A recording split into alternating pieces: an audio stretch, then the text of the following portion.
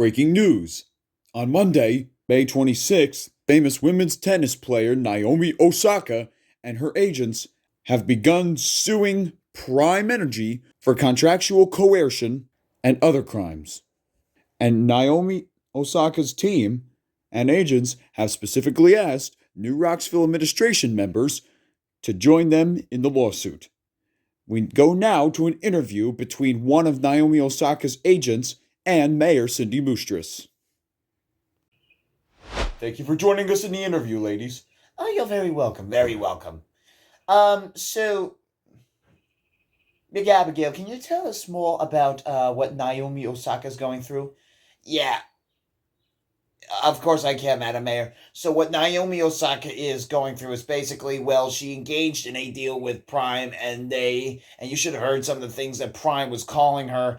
They were going to threaten to expose her as unstable on social media. They were calling her ungrateful and disrespectful while making the Prime negotiations.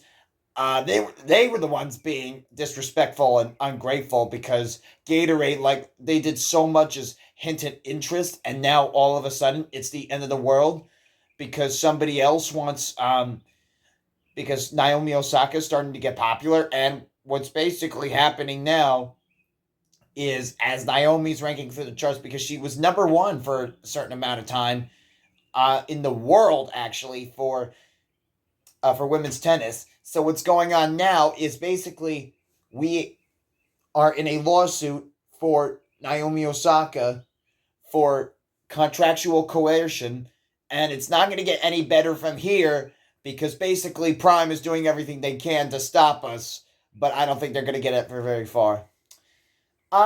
My lieutenant mayor is actually a great businessman, and he knows a lot about making contracts and signing deals.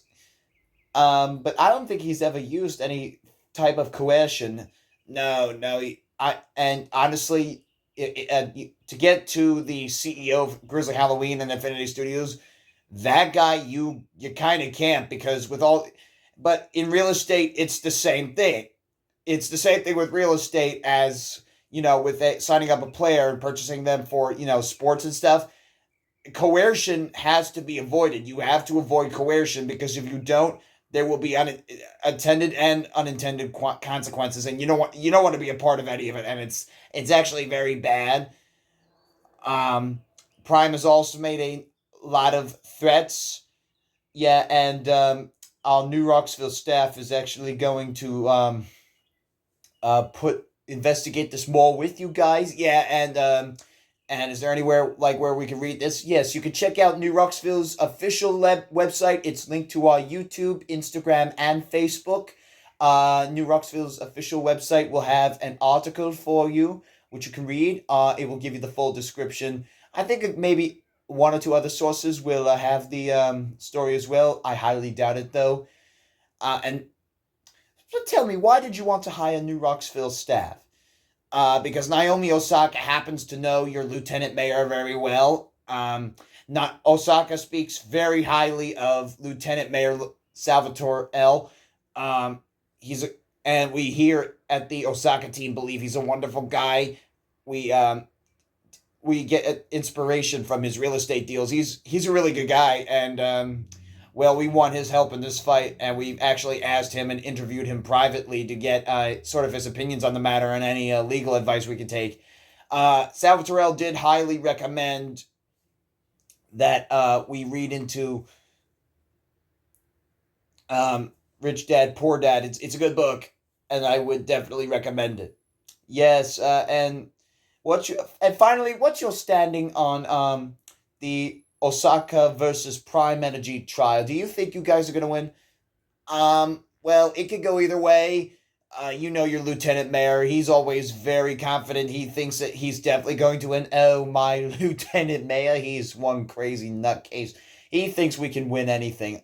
We could be down in the dumps and he'll go, oh, I think we can win this. We can definitely win this. And I look at him like, are you crazy? We can't win that. Our chances of getting good scores or a good rank in that is impossible. But then again, this is my lieutenant mayor we're talking about. He makes the impossible possible because he's the one who always says impossible literally has the word I'm possible in it. So with my Lieutenant Mayor's help, I guess anything is possible. So, and I wish you and Osaka good luck, and I hope to see you guys win. Thank you, Madam Mayor. You're very welcome. Additionally, New Rocksville News Network will be doing two separate private interviews with New Rocksville News Network and the following people. New Rocksville News Network will be conducting these interviews with Lieutenant Mayor Salvatorell and New Rocksville Attorney General Munko Zeldena. Let's put each of them on the phone. Thank you for inviting me on this call, Elmo. I appreciate your time. You're very welcome, Mr. Zeldena. Now, we have a couple questions for you. You could start with answering the question that everybody wants to know. What exactly happened between Prime and Naomi Osaka?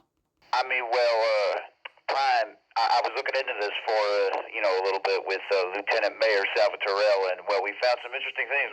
And we found that Prime apparently had threatened to expose her as unstable to the media, probably online, and they were threatening to pull other influencer deals from Osaka's management company, trying to, screw her over.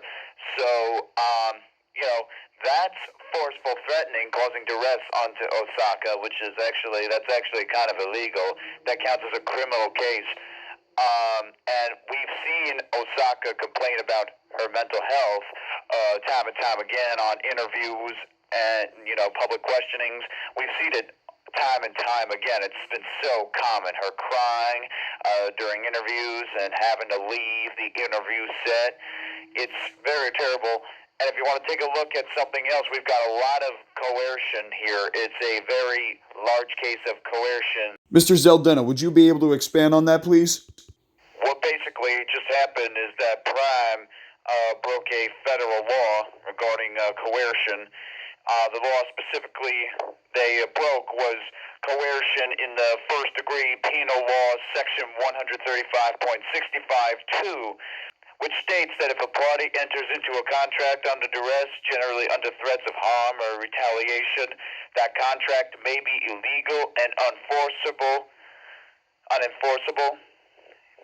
And, that's even in situations where most of the contract is legal, the entire contract may be rescinded or canceled if someone proves that if whoever is the victim of this crime can prove that a single term was entered under duress. And now let's look back at the facts.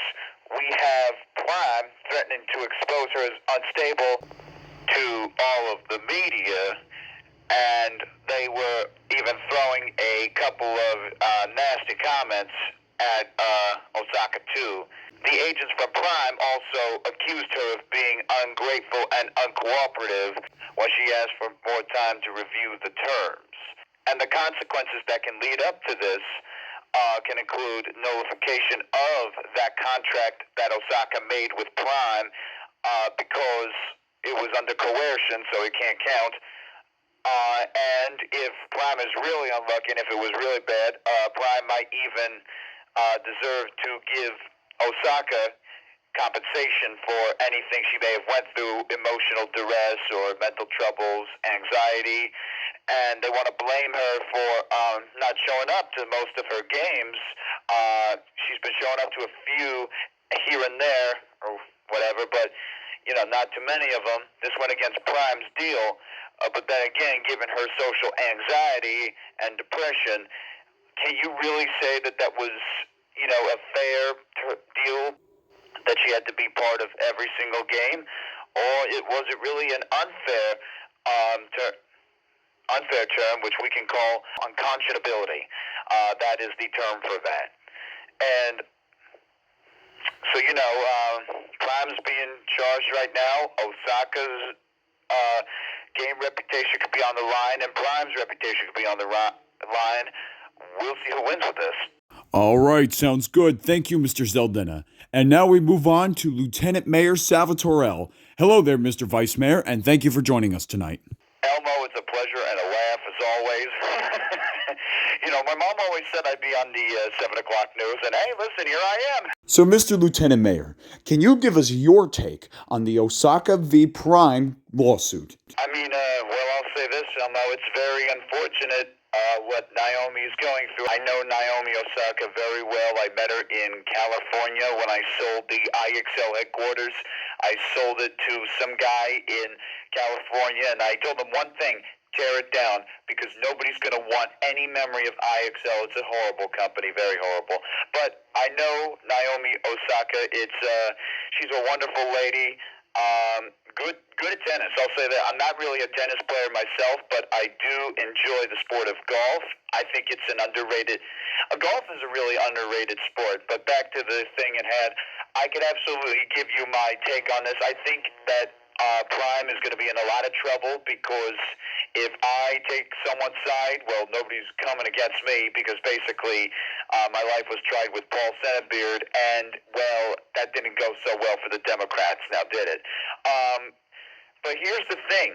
Prime, what nobody's willing to talk about, has in that contract been loading up Osaka with lots of these Prime drinks. And the problem with those Prime drinks is they have a lot of caffeine in them. Wait a second. Did I just hear you say that Prime drinks have caffeine in them? Elmo, come on. Everybody knows that Prime drinks have caffeine in them. That's like coffee, and sweet coffee, that is, having sugar or milk in it. Like, everybody knows that. You'd have to be a total loser not to know that. But yes, Prime drinks, Prime energy drinks specifically, they have like lots of caffeine. It's ridiculous. I talked to my private physician about this, and I said, hey, doc, listen, suppose if I were to suppose if I were to drink like a whole bunch of coffee, like a lot of coffee, because I was asking obviously for Osaka, and my doctor told me straight up, listen here, Sal, side effects of drinking lots of coffee, that's going to be heart palpitations, anxiety, jitteration, increased thirst, which some of the smart people might know as polydipsia, diarrhea, a lack of sleep, and a couple of other symptoms. So basically, what you have is a recipe for disaster if you're drinking way too much coffee like that. And the thing is, drinking all of that Prime is going to be a lot like drinking lots and lots of coffee, drinking it like it's water, and you can't do that. And you can't do that because Prime is not water. It's an energy drink, and it's not because of the alleged electrolytes that they put in there. That's a bunch of BS. What it really is all the caffeine. That's what's giving it all the energy. The electrolytes, that's just something that they put on the instruction label. I personally want Maha and Robert F. Kennedy Jr. I want the HHS to go now, actually, and investigate the Prime. I want to know what's truly in there. I don't want to lie. I don't want the fake news. I hate the fake news. That's just something me and Donald Trump have in common. But the point is, I want them to investigate the Prime drinks. I just want to know what's in those Prime drinks, because I know it's not electrolytes. I know that the only reason Prime drinks work is because of the high caffeination levels. It explains everything there is to know, and it's why it gets the kids super hyperactive. It was a good rule of thumb when I was a kid. Read the ingredient labels, the nutritional facts. Read them, the back of the package, every time you buy something. I don't care what it is. Always look for the organic stuff. If your local store has it, go by that advice, because it doesn't get any better than that. That's my opinion on what's in the drinks. Now, for what's going on outside of the drinks and in the courtroom.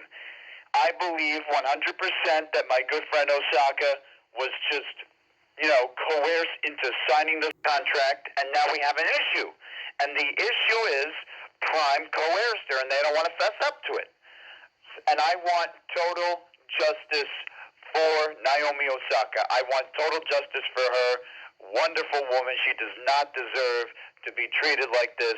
This is very mean to her, which is very mean to me. Prime's not going to get away with this. And if they do, well, then I'll be one surprised Lieutenant Mayor. All right, and now one last question for you, Mr. Lieutenant Mayor. Can you give us any pointers on avoiding coercion? Coercion is very easy to avoid. Very, very easy. You have to be pretty much kind and respectful to your offeree or to your offerer. It depends, because remember, coercion, it can be a both-way thing, you know. And hey, listen, I've made deals to buy locations for Grizzly Halloween stores. I've done it in Jersey, South Carolina. I'm looking at Virginia now. I was thinking about putting a Grizzly Halloween in California, but I'm going to save my money just for a little bit. But anyway, the point is, when I made all those deals, especially the South Carolina one, what I had to remember was I can't be this big, dominant aggressor, because what happens is you might accidentally commit a little bit of coercion, and basically I don't feel like fessing up any money because I was a little bit mean to my opponent, threatening them, which I obviously would never do. I've never threatened. And people want to say that the bet that I did with Paul Senebeer was me coercing him, and some people are even saying that it was him coercing me. Well, last I checked, I won the bet because I got elected. I took his company and bankrupted it in 5 hours. Why? Because I won the bet. And there was no coercion. We even shaked hands on it. We actually shaked hands on something, me and Paul Senebeard, and that was the thing, the bet that he lost. And he was so sour about it, complaining to Eyewitness News and ABC. That guy was a total loser, Paul Senebeard. But he was crying, and I coerced him. No, I said, if you want, I'll make a bet. Let's make a deal. I will, surrender my companies if you lose the election. And I put Grizzly Halloween and Infinity Studios in mortal danger.